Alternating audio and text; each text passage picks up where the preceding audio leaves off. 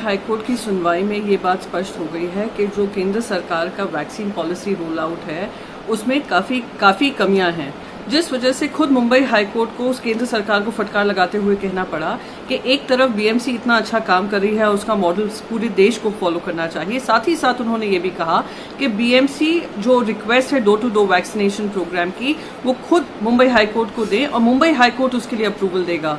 ये जो सुनवाई हुई है उससे बहुत स्पष्ट हो गया है कि कहीं ना कहीं केंद्र सरकार को जो वैक्सीन रोल आउट होना चाहिए था, सारे सीनियर सिटीजन्स को सोचना चाहिए था, जो घर से बाहर नहीं निकल पाते हैं उनके बारे में सोचकर काम होना चाहिए था, वो नहीं हुआ है।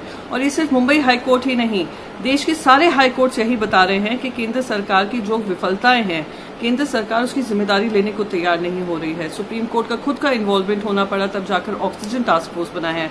मैं उम्मीद करती हूं कि अगर केंद्र सरकार एक वैक्सीन टास्क फोर्स बनाएगी और अगर वैक्सीन टास्क फोर्स बनाकर ये रोल आउट होता है, जो भी कमियां होती हैं उसको पूरा कर पाएंगे। मिनिस्टर ने अपने बयान में ये कहा था कि देश में दिसंबर तक 2.65 बिलियन वैक्सीन उपलब्ध होंगी और देश के सारे अडल्ट्स को ये वैक्सीनेशन मिल जाएगी। ये उस आधार पे प्रोजेक्शन हो रहा है, ये अजम्पशन करके हो रहा है कि वैक्सीन मैन्युफैक्चरर्स को किसी तरीके की रॉ मटेरियल्स की दिक्कतें नहीं आएंगी, उनकी कैपेसिटी बिल्डिंग हो जाएगी और जो भी वैक्सीन पाइपलाइन में है अप्रूवल्स के लिए वो अप्रूव हो जाएंगी। पर अगर खुद हम जो एग्जिस्टिंग कैपेसिटीज़ हैं उसको देखें तो जो प्रोजेक्शन किया जा रहा है केंद्र सरकार की तरफ से वर्सेस जो मैन्युफैक्चरर्स की तरफ से कोट्स आ रहे हैं, क्लियरली उसमें भी ज़मीन आसमान का फ़र्क है।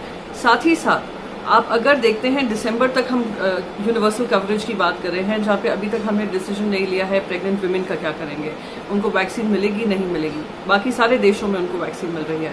साथ ही साथ हमने डोर टू डोर वैक्सीनेशन जैसे हम अपना रैंप अप कर पाएँ उसकी भी बात हमने नहीं की है। ऐप का जो रोल आउट है वो कहीं ना कहीं डिजिटल डिवाइड साबित कर रहा है। और आखिर में जो बहुत ही महत्वपूर्ण बात है वो है थर्ड वेव की। देश ही नहीं दुनिया बात कर रही है और सारे एक्सपर्ट्स कह रहे हैं, तजुर्बा जिनको है, कि थर्ड वेव आना लाजमी है। और साथ ही साथ जो लोग वैक्सीन कवरेज में नहीं हैं उन पे वो बहुत ज़्यादा गाज करेगी।